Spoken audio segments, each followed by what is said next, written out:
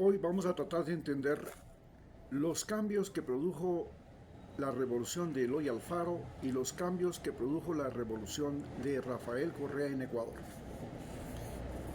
Lo interesante es que Rafael Correa es un guayaquileño, pero que cuenta con el respaldo de la oligarquía de Quito. En cambio,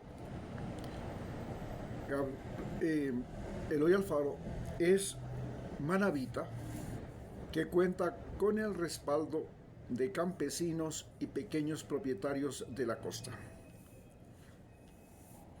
Pero además, Rafael Correa cuenta además con el respaldo de una burocracia centralizada fundamentalmente en la capital. Entonces leemos lo que nos dice la historia del Ecuador y sus procesos sociales, como nos la cuenta Jorge Núñez Sánchez. La sociedad urbana, casi a las puertas del siglo XX en Ecuador, seguía siendo un país atrasado y dividido e incomunicado. Un cambio lento se dio en la vida urbana.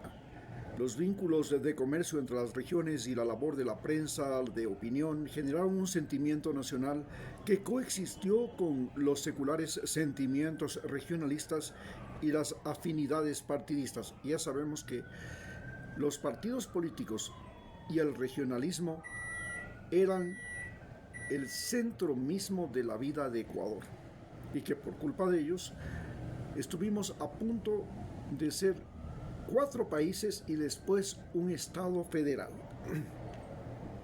En el puerto de Guayaquil, el desarrollo del comercio agroexportador originó un sentimiento y cierto impulso de diversificación económica. La sociedad urbana se volvió más compleja, especialmente en el puerto. Además del fortalecimiento de la burguesía comercial, los signos más notorios fueron la presencia de una masa de trabajadores asalariados y la emergencia de una pequeña pero combativa clase media que leía periódicos, formaba clubes y participaba en actividades políticas. Recordemos que en la costa no existía lo que aquí se llamaba el porcentaje y tampoco existía el pago por tarjas. Tarjas era un carrizo en el cual se marcaban los días laborables. Y entonces los indígenas y peones de las haciendas no ganaban ningún sueldo. El patrón luego les proveía de azúcar, harina, arroz, herramientas, monturas, sogas y sobre todo de alcohol, que era el mecanismo mediante el cual tenía sometida a la población rural de este país. La sociedad rural. La situación fue distinta en el campo. La estructura de propiedad varió, pero de la peor manera. Crecieron los latifundios en la costa y sobre todo a base de tierras comunales indígenas y de tierras baldías, especialmente las tierras del Estado. En la costa, los terratenientes pagaban a gente que tenía que deforestar, pagaban a gente que tenía que sembrar, pagaban a gente que tenía que cosechar. No eran trabajadores en firme, eran todos trabajadores temporales, inclusive eran masas migratorias que viajaban de provincia en provincia en el momento de la siembra, en el momento de la cosecha, sea para cosechar la caña de azúcar, para cosechar el banano, para cosechar el cacao, que fueron en un principio los principales productos de exportación de la costa. La situación familiar fue distinta, la situación del campo fue distinta, la estructura de propiedad varió, pero de la peor manera, como decíamos. Mientras los grupos hegemónicos vivieron en la opulencia y educaron a sus hijos en Europa, recordemos a los Gran Cacao, la situación de los trabajadores fue miserable. En el interior siguió vigente el concertaje en los Andes. por el que el trabajador era endeudado crecientemente por el patrón para que nunca pudiera abandonar la hacienda. En el litoral se usaron métodos equivalentes como fichas y tiendas de raya para afincar la mano de obra campesina, y todo el país tenía autoridades civiles y el clero que estuvieron al servicio del sistema del terrateniente. Las inquietudes sociales. El país estuvo cargado de desajustes y contradicciones sociales. La prédica radical unida a la rebeldía popular contra el concertaje produjeron en la costa el fenómeno de la montonera. Grupos de hombres armados que se enfrentaron al ejército, acompañados inclusive de sus mujeres, de sus hijos, hasta de sus animales domésticos, y que atacaron haciendas e hicieron proclamas revolucionarias. Por otra parte, la burguesía porteña pulgó por tomar las riendas políticas de la nación e imponer su hegemonía sobre sectores terratenientes. En fin, hubo fracturas entre los mismos terratenientes de la costa y de la sierra, donde numerosos clanes familiares se opusieron a la política excluyente de la denominada argolla que gobernaba el país. La revolución y sus efectos. La revolución alfarista, iniciada el 5 de julio de 1895, se produjo por una combinación de todos esos conflictos. Actuó como catalizador la protesta nacional contra la corrupción oficial, algo similar a lo que estamos viviendo en este momento. Los grupos oligárquicos regionales intentaron una vez más un arreglo político en el viejo estilo, pero la fuerza popular del radicalismo impuso una salida revolucionaria, algo similar a lo que estamos comenzando a vivir en el Ecuador. Luego de triunfar en la guerra civil, la revolución efectuó una audaz transformación y modernización del país que arrebató a la minoría agraria el control del poder político. La minoría agraria comenzó a ceder su poder a la minoría, a la banca, a los agroexportadores. Sin embargo, los cambios tocaron solo parcialmente la antigua estructura agraria, que en su mayor parte siguió vigente. Esa fue la eliminación y desgracia del alfarismo y su limitación, pues con ello dejó intocadas las bases del poder y renunció a crear una amplia base social de respaldo. Es decir, el error de Alfaro fue no haber quitado poder a los terratenientes. Luego, la burguesía liberal copó los espacios de poder, se alió con un sector de la oligarquía serrana y buscó eliminar a los radicales, lo que logró finalmente con la guerra de 1911 y 1912, fundamentalmente con el asesinato de los Alfaro al final de esa guerra. Pero todo el problema, ¿cómo comenzó? El problema de la revolución liberal comienza, ya había una efervescencia y una protesta, una incomodidad. Se habían propagado por la costa enfermedades como la fiebre amarilla, la malaria. Y en ese momento el gobierno del entonces presidente Luis Cordero se ve implicado en la venta de la bandera del Ecuador. Este negociado oficial fue el detonante de la revolución.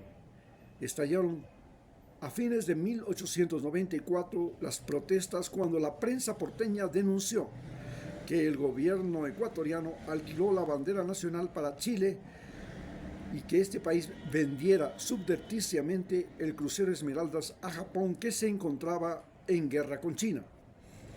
El escándalo creció y finalmente llegó a demostrarse que hubo un negociado por el que el presidente Camaño, entonces gobernador del Guayas, se benefició con una suma de 50,000 libras esterlinas a cambio de alquilar el símbolo patrio.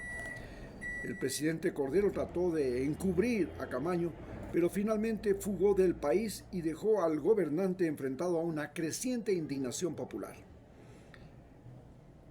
Desde ese momento, después de que el Ecuador tuvo 4 países y quiso ser Estado federal, la prensa y toda la burguesía nacional procuró crear un sentimiento patriótico, el patrioterismo.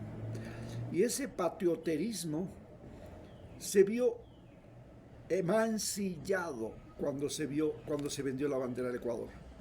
El vender la bandera del Ecuador, que en cualquier otro país no hubiera sido ningún motivo de escándalo, en el Ecuador, que en ese momento trataba de reunificarse a través del sentido de la patria, sí tuvo un impacto brutal, radical, importante.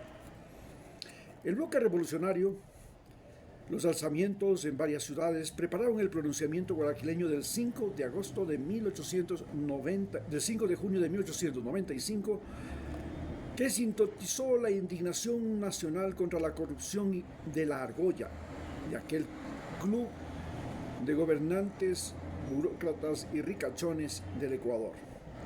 En el bloque revolucionario participaron burgueses liberales y hasta hacendados cacaoteros, intelectuales radicales, trabajadores portuarios y hasta líderes terratenientes de la sierra, cada uno con su propio proyecto político. Las agrupaciones costeñas negociaron un arreglo político con Camilo Ponce Ortiz y Rafael María Arízaga, los líderes terratenientes de Quito y Cuenca. Se acordó que el futuro presidente sería Darío Morla, miembro del Gran Cacao guayaquileño, de los grandes terratenientes. Pero los trabajadores urbanos y los montoneros campesinos impusieron la jefatura suprema a Eloy Alfaro, quien fue invitado a volver al país. La guerra civil.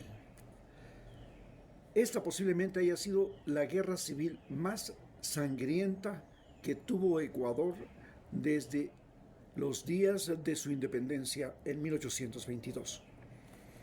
Alfaro llegó de Nicaragua, hizo las paces con la burguesía liberal y organizó rápidamente un ejército para marchar hacia el interior y tomar la capital. Armas y equipos fueron adquiridos con un empréstito de la banca porteña. Por tanto, que montoneros, campesinos y jóvenes radicales acudieron a las provincias a alistarse en las filas revolucionarias, donde también figuraron algunos sacerdotes. Esto de que la banca porteña le haya prestado dinero a Eloy Alfaro para la revolución, luego le costaría mucho al presidente Eloy Alfaro, porque el presidente Banquerizo Moreno, un banquero, llegó a ser presidente y junto con Leonidas Plaza planificó el asesinato de los Alfaro. La guerra civil. Alfaro llegó de Nicaragua, hizo las paces con la burguesía liberal y organizó rápidamente un ejército para marchar hacia el interior y tomar la capital. Armas y equipos que fueron adquiridos con un empréstamo de la banca porteña. En tanto, montoneros y campesinos, jóvenes radicales, acudieron de provincias a alistarse en las filas revolucionarias, donde también figuraron algunos sacerdotes. El presidente Cordero renunció para evitar la guerra civil, pero los conservadores tomaron el mando y con el apoyo de una alta jerarquía eclesiástica, en su mayoría extranjera, se alistaron para combatir a los herejes y masones, como llamaron a los liberales, lo cual era cierto. Alfaro era masón. La oligarquía azuaya intentó reformar la República del Pacífico, separando la de Azuay, Loja y el oro del Ecuador. Imagínense, ya en Cuenca se intentaba formar la República del Pacífico para separar Azuay, Loja y el oro del Ecuador. 3 cuerpos del ejército alfarista salieron hacia la sierra, uno por vía de Huigra y Alausí, al mando de Alfaro, otro por la vía de Guaranda, al mando del general Cornelio Vernaza, y otro más por la vía Machala-Girón, al mando del coronel Manuel Serrano. Otras columnas alfaristas salieron de Chone y Quevedo hacia la Sierra Central. Los indígenas de la zona andina se unieron a las tropas alfaristas. El ejército oficial fue derrotado sucesivamente en San Miguel, Ambato, Gatazo y Girón, tras lo cual Alfaro entró a Quito el 4 de septiembre de 1895. La resistencia conservadora. Los conservadores y la alta jerarquía eclesiástica resistieron por varios años al régimen liberal. Con el apoyo del terrateniente y armas oficiales escondidas en las haciendas serranas, formaron columnas guerrilleras que actuaron en casi toda la región interandina. A su vez, los refugiados en el sur de Colombia obtuvieron apoyo financiero y militar del gobierno conservador de ese país, con lo que invadieron reiteradamente el Ecuador y mantuvieron en zozobra las provincias norandinas. El gobierno alfarista se dio modos para derrotarlos y contó con el apoyo del obispo de Ibarra, Monseñor Federico González Suárez, quien ordenó las invasiones desde Colombia. Vean ustedes, los sacerdotes inclusive ordenaban invasiones al Ecuador, como lo hizo Federico González Suárez. Recuerdo que el abuelo de mi madre, colombiano, fugó de Colombia luego de la guerra de los 1000 días y vino a Ecuador. Era un terrateniente en Colombia, pero era liberal. Y en Colombia los liberales perdieron la guerra civil y los conservadores se tomaron el poder. Esto obligó a los liberales a fugarse, muchos de los cuales llegaron a Ecuador, y uno de ellos fue mi abuelo.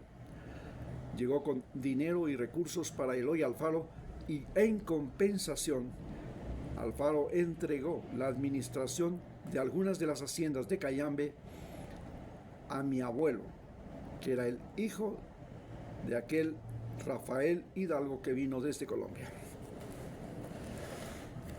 El programa revolucionario, hay que entender qué pasaba.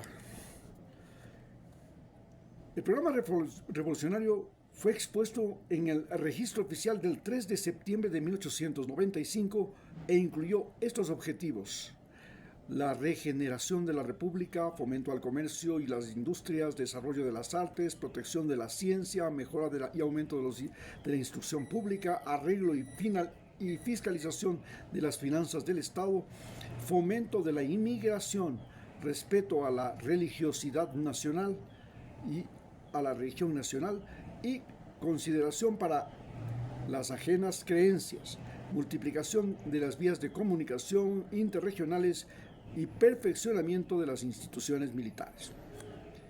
Una vez que el decálogo de la liberal fue publicado en el periódico El Pichincha, propugnaba lo siguiente: decreto de manos muertas, supresión de los conventos, supresión de los monasterios, enseñanza laica y obligatoria, libertad de los indios, abolición del concordato, secularización eclesiástica, expulsión del clero extranjero y protección al nacional ejército fuerte y bien remunerado.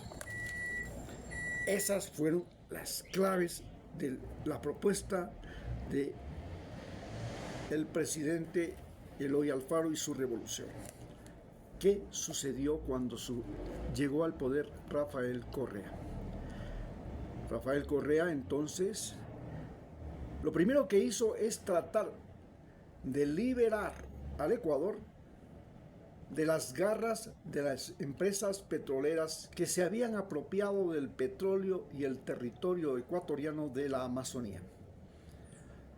Estas empresas petroleras que entregaban un barril de petróleo y se llevaban 4 de los 5 barriles que pudieran sacar de nuestro país, tuvieron que cambiar y ahora ellos recibirían un barril de petróleo como pago y los 4 barriles de petróleo tenían que entregar al gobierno nacional. Esto significó la salida de Occidental y de otras empresas petroleras que hacían de las suyas en la Amazonía ecuatoriana. Pero las empresas petroleras habían controlado el país desde 1974, en que el gobierno de Guillermo Rodríguez Lara empezó la producción y exportación de petróleo del Ecuador, y esta producción y explotación de petróleo del Ecuador se hacía gracias a la inversión de las empresas petroleras norteamericanas, que inclusive construyeron el primer oleoducto, que es el oleoducto transandino, desde Lago Agrio hasta Esmeraldas. Así, con el país en manos de las empresas transnacionales petroleras, Rafael Correa llega al poder y trata de sacarlas, lo cual constituye un pecado, pues los intereses de los Estados Unidos estaban siendo golpeados. Además, así como el Eloy Alfaro lo que quiere es que el clero extranjero salga del país, Rafael Correa plantea que los militares norteamericanos que estaban afincados en la base de Manta y desde donde controlaban al ejército, la policía, la justicia y ponían y quitaban presidentes en este país, salieran. Y nosotros dejáramos de participar en la guerra al narcotráfico que el presidente George Bush Jr. había iniciado en el año 2000, luego de lo que fue el golpe del 11 de septiembre en los Estados Unidos. Así, Rafael Correa empieza una transformación del Ecuador basada fundamentalmente en el desarrollo de la infraestructura, en la ampliación de los servicios públicos como educación y salud,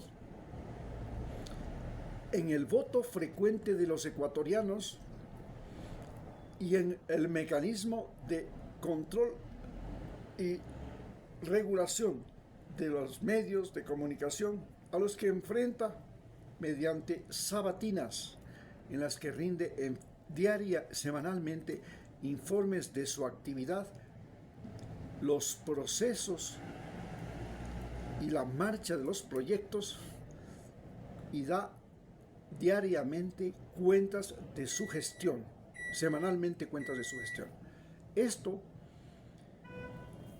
era para impedir que toda la gestión del gobierno pasara por el filtro de los medios de comunicación que desviaban cualquier intención del gobierno que fuera contraria a los propósitos de los dueños de los medios de comunicación. Es así como Rafael Correa lleva adelante un proceso de transformación en el Ecuador que incluye enviar a 20,000 estudiantes a las 100 mejores universidades del Ecuador, construir la mejor red vial de Sudamérica, construir la mejor red eléctrica y de telecomunicaciones de Sudamérica y una de las mejores del continente americano, la construcción de refinerías como la refinería del Pacífico, que no llega a concluirse, la ampliación del trabajo de Petroecuador en la explotación petrolera, inclusive la reversión de algunos pozos petroleros a Petroecuador, y además el cambio de matriz energética a partir de la construcción de centrales hidroeléctricas para desplazar la energía de combustión por la energía eléctrica, lo que significaba que a los importadores y exportadores de autos, que se habían convertido en el principal negocio del Ecuador, esto les golpeaba de manera rotunda. Al momento, Ecuador tiene un descontrolado crecimiento del parque automotriz contaminante gracias a que los autos se han convertido en el principal mecanismo del endeudamiento de la población. En estas condiciones se produce la revolución de Eloy Alfaro y la revolución de Rafael Correa. Muchas gracias.